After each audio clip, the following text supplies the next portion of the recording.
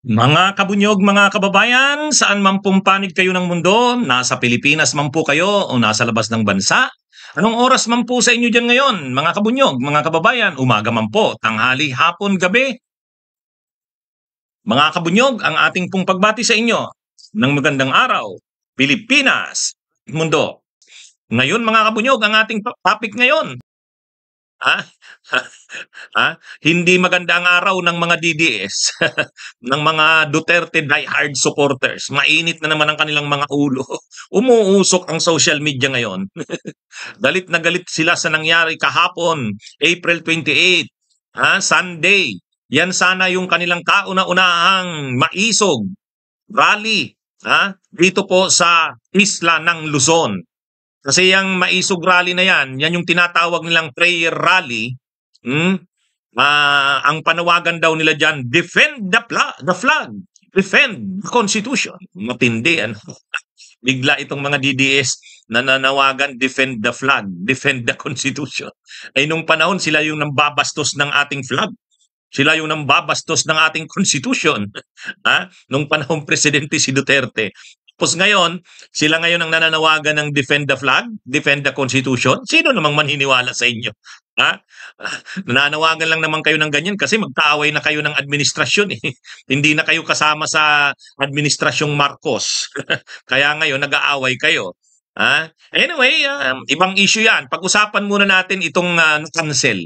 Itong hindi natuloy na maisog rally sa Bulacan. Gaganapin sana kahapon, April 28 sa bayan ng Bustos. Bayan ng Bustos, Bulacan. In-cancel. Bakit na-cancel? Mismo daw si Duterte na. Mismo na daw si Digong Duterte ang nag-order na wag nang ituloy. Wag nang ituloy kahapon. Pero nung isang araw, nung Saturday, isang araw bago yung rally o scheduled na rally, napanood ko pa yon, diniscuss ko pa nga yun kahit late night na. Nagwa-warning si Digong. Sabi ni Digong, kakasuhan namin kayo. Yun ang binabanta na kakasuhan yung mga daw nang gigipit. Kasi yung LGU daw ng Bustos at saka ng probinsya ng Bulacan ay ginigipit yung mga organizers ng rally. Kaya sabi ni Digong doon sa kanyang banta, ang panawagan niya sa kanyang mga followers, show your anger. Ipakita niyo raw yung inyong galit. Kasi kayo na mga nanggigipit dito sa kalayaan ng aking mga supporters na mag-hold ng rally, freedom of assembly, freedom of expression. Sabi ni Digong, kakasuhan namin kayo, tandaan nyo yan. Akala ko, lalakas lalo yung loob ng kanyang mga supporters. Kinaumagahan, kahapon, hindi. Si Digong na mismo ang nagpa-atras, wag nang ituloy yan. Bakit? Ang sinisisi nila, ang gobyerno ni Marcos. Ginipit daw. Sabi nga ni Roque, martialo na ito. Martialo na ito. Ginipit daw yung mga organizers, pati yung may-ari daw ng lote na paggaganapan ng rally sa Bustos, Bulacan, ay ginipit daw. Hindi lang daw ng LGU ng Bustos, ng probinsya ng Bulacan. Mismo daw galing Malacanang ang panggigipit. Yun, ang inaakusan. Tumawag, mayroon nga akong nakitang vlog. Lisa Araneta, FL. First Lady, Lisa Araneta, tumawag. So imagine niyo yan, ang narrative nila talagang gumalaw yung Malacanang. Kahit si Lisa Araneta daw tumawag mismo doon sa may-ari ng lote na wag ituloy yung rally. Ngayon ang tanong, ginipit nga ba ng gobyerno ang organizers kaya na-cancel ang DDS maisog rally? Bakit na hindi natuloy ang rally? Bakit si Digong mismo pinaatras yung rally? Ang totoo mga kabunyog, mga kababayan, sinagaan kong panuurin yung mga press con kagabi. Kasi nag-press con. Humarap sa media yung mga organizers ng rally. Nang makancel yung rally, humarap sila sa media. Pero ang nandun lang naman, karamihan ng mga nandun, mga vloggers ng DDS. Ewan ko, humarap daw sa media pero karamihan ang nandun, mga vloggers ng DDS. Tapos SMNI. So sila rin. Ngayon, anong sinasabi ng organizers ng rally? Nung nagsagawa sila ng press con daw, ang tawag nila press con. Pero yung media hindi naman interesado sa kanila. Hindi naman interesado sa kanila yung media. Kung nandun nakita ko, SMNI, oh, SMNI at saka DCAR. Kaya ang DCAR, radio station din yan ng SMNI. Oh, nandun nakita ko, mga cellphones na nakalagay sa stand. O di ibig sabihin, mga political vloggers na naman yan ng DDS. So yun. Anyway, anong paliwanag ng mga organizers? Ang sabi ng mga organizers, talagang ginipit daw sila sa Bulacan. Ayaw daw silang papagralihin doon. Simula pa daw sa Malolos City, nag-apply sila doon, hindi daw sila binigyan ng venue. Kaya daw pumunta sila ng Bustos, sa bayan ng Bustos, doon sana nila gagawin. Hindi rin daw sila pinayagan doon sa LGU, ng Bustos. Tapos naghanap sila ng isang private na malawak na lupa. O may nakita daw sila. Kinausap daw nila yung may-ari, pumayag naman daw yung may-ari. Pumayag yung may-ari. Okay, so doon na nila gagawin. Kasi kapag private property, hindi daw hindi kailangan ng permit. Kaya lang, habang papalapit yung rally nila nung April 28, kahapon, habang papalapit yung rally nila, tumatawag sa kanila yung may-ari.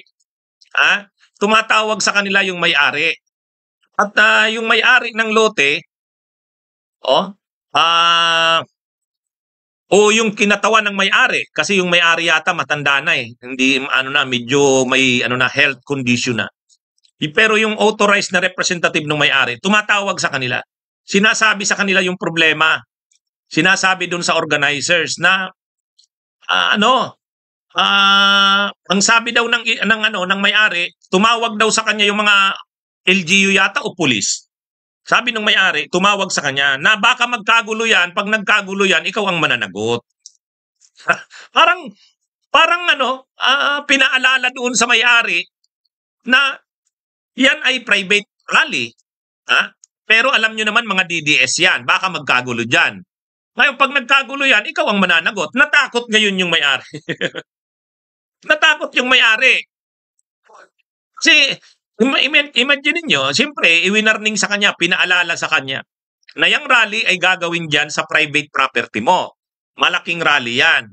Ay DDS yan. Baka pag nagkaroon ng kaguluhan yan, kasi nananawagan niya ng sedisyon, nananawagan niya ng pag-aalsa, kung nagkaroon ng kaguluhan dyan, ikaw ang mananagot niyan. Natakot yata yung may-ari.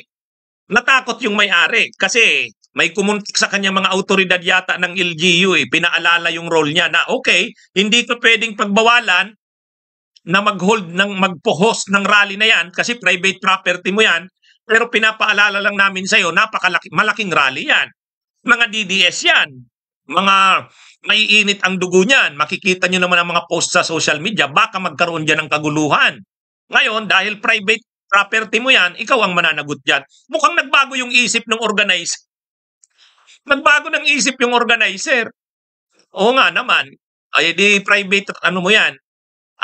Private na property mo yan, doon gagawin yung rally. So, tumawag uli yung representative ng organizer doon sa owner ng property, tumawag sa mga organizers. Nung isang araw na bago yung rally, April 27 na. Pinaliwanag na hindi na daw siya payag na mag-rally doon kasi maglalagay siya sa alanganin. Pinaliwanagan na naman ng mga organizers, huwag kang magka-problema, hindi naman tumagulo. Tsaka wala silang karapatan na pagbawal yung rally na yan. Nasa konstitusyon, may sinite daw na konstitusyon, Bill of Rights. May sinite na mga ruling ng Korte Suprema, yun. Okay, nakumbinsi na naman yung kausap nila na representative ng owner. Okay, so naghahanda na sila. Naghahanda na sila. Ang problema, talaga yatang siyempre, kinukumbinsi yung owner na huwag pumayag na ipagamit yung property niya hanggang sa bandang uli, o baka ikaw baka mamroblema ka sa property mo na yan. May mga ganun na Natakot na talaga yung owner. Ayaw niya na. Parang sa kanya, ayaw niya nang madamay dyan. Baka pagdating ng panahon, siya ang mamroblema dyan. So nag-decline na siyang ipagamit ang property. Ang ini-insist ng organizers, naman daw, may usapan na tapos ika-cancel daw. Parang may kontrata na lumabas. ay talagang ayaw ng owner eh. Kahit na sabihin may kontrata na o may usapan na, parang sa kanya, karapatan niya rin magbago ang isip niya. Oh. Oh, talagang humingi na ngayon ng tulong yung owners ng abogado. Yan. Kaya nagpaskil sila ngayon itong this is a private property. Walang sino mang pinapahintulutang gumamit ng lupang ito. Attorney Jose, ano bang apelyido ng abogado diyan nakapirma? So anyway, nagpaskil yung abogado ng owner, yun linagyan yan. Tinadtad, mga palibot, yung palibot ng ng property, nilagyan ng ganyan. Parang nagwa-warning. O yan This is a private property, walang sino mang pinapahintulutang gumamit ng lupang ito. Saka, yung yung owner pinagkatiwala na doon sa abogado. Attorney, ikaw nang bahala dyan. Ay, yung abogado naman, malakas naman ang loob niya. O di, ginagawa nung abogado yung niya na wag matuloy yung rally doon kasi ayaw na nung may-ari. Desisyonado pa rin yung mga organizers. Sabi nila, tuloy. Kaya lang, ang ginawa na naman, yung abogado at saka yung owner, naglagay ng ng truck. O yan, hinarangan ng truck. Ha? Hinarangan ng truck mga kabunyog. Yan, nakikita nyo. Yung lugar papasok, yung papasok doon sa venue, may harang. O di pa paano papapasok yung mga a-attend sa rally na mga may sasakyan. Yung mga VIPs, pati yata yung sound system, yung lights. So, hinarangan ng malaking truck. Yan ang nangyari dyan. Sinong naglagay ng truck? Yung owner. Yung owner. Kasi ayaw niya nang matuloy eh. Saka yung abogado ng owner, gumalaw, aside sa naglagay na nito na this is a private property, walang sino mang pinapahintulutang gumamit ng lupang ito. Naglagay na yung abogado. Hinarangan na ng truck para hindi. Ibig sabihin dito, ang nakakalaban na ng mga organizers, yung mismong owner. Nagbago ng isip yung owner. Nagbago ng isip yung owner. Yan yung nangyari. Ngayon, karapatan ba ng owner na magbago ng isip? Karapatan niya yan. Kanya yung property. Ngayon, kung sinasabi ng mga organizers na breach of contract, kasi may kontrata na nagagamitin, handa na sila, napasubo na sila, tapos iatras bigla. Di kasuhan nila yung owner ng breach of contract, humingi sila ng damages, kasi kung nakapaggastos na sila, kung nakahanda na sila, marami sa kanilang nasayang sa paghahanda. Pera, di humingi sila ng damages, yun ang pwede nilang gawin dyan. Pero hindi nila pwedeng pagbawalan yung owner kung nagbago ng isip. Karapatan din ng owner yan. Diba? Ngayon, bakit nagbago ng isip ang owner? Ay pinaalalahan yata ng mga autoridad eh. Pinaalalahanan. Ikaw, kung nagkagulo dyan, ikaw mananagot niyan. Pangalawa, baka pagkatapos niyan, yung property mo, gipitin yan. Kung magka-problema dyan. Natakot yata yung owner, which is normal din lang yun kung matakot yun. Ngayon, ang isa pang nangyari, kumuha ng mga tao, yung abogado. Matapang din yung abogado eh. Kumuha yung abogado ng owner ng mga tao. Naglagay sila ng harang. Yan nakita nyo? Katulong pa yung mga pulis kasi nag-request na sila ng police assistance. May 300 daw na mga tao may pamukpok. Ibig sabihin, kung magpipilit, kasi may warning na hindi kayo pwedeng pumasok. Private property ito. Ay may warning na ngayon yung owner at saka yung abogado. Humingi pa ng assistance sa pulis. Mayroon nang may mga hawak ng pamukpok na kinapanood ko sa mga vlog ng may 300 daw katao na may pamukpok. Linagyan na ngayon ng harang. So yan na. Yan na yung nangyari. So kinahapunan, pinatras na. Si Digong na daw mismo ang nagsabi, wag nyo nang ituloy yan. Huwag nyo nang ituloy yan, baka magkagulo. Yan. Kaya, ang sinasabi ngayon, ang sinisisi ngayon ng mga organizers ng rally, gobyerno. Ginipit daw sila. Pinakot daw yung organizer. Nasa kanila yan, kung anong tingin nila dyan. Pero, yan eh. Ang naman talaga dyan, kung gusto talagang ituloy ng mga organizers yung rally, pwede. Katulayan, hindi nga nila pwedeng gawin kahit na hindi na dyan sa private property. Hanapin nila yung Freedom Park ng Bustos o kahit sa Malolo City. Saan ang Freedom Park? Yung supporters nila, papuntahin nila sa Freedom Park. Kahit harangan ng pulis, hindi pwede yun. Kasi sa Freedom Park, walang permit. Freedom Park yan eh. Yan ang nakalagay sa Batas Pambansa bilang 880. O, yun dapat ang ginawa nila. Ang mga leftist, ganun eh. Dahil alam ng mga leftist na karapatan nila yung mag-rally, kahit permit, hindi nila kailangan yan. Kung hindi naman sila gagamit ng ibang mga venue. Pero kung ang gagamitin nila Freedom Park, hindi kailangan ng permit yan. Freedom Park yan. O ba't hindi ganun ang ginawa nila? Tapos ngayon, sisisihin nila gobyerno. Bahala sila dyan. Pero ang malinaw naman dyan, hindi, ang nagbago ng isip yung organizer, yung may-ari ng lote. Malinaw naman dyan sa kwento eh. Ang nagbago ng isip yung owner. Bakit nagbago siya ng isip? Pinaalalahanan ng LGU. Bakit nakialam yung LGU, pinaalalahanan yung owner? Ay malamang nga. Siyempre, politika yan. Kung DDS rally yan, may mga tao dyan sila Romualdez at sila Marcos. Pinagalaw yan. Tinawagan yung LGU. Baka magkagulo yan. Bahala kayo dyan. DDS rally yan. Pinaalalahanan din yung owner ng lote. Nagbago ng isip yung lote. Ngayon, mali ba yung ginawa ng may-ari ng lote? Sabihin pa nating breach of contract yun, di kasuhan nila ng breach of contract.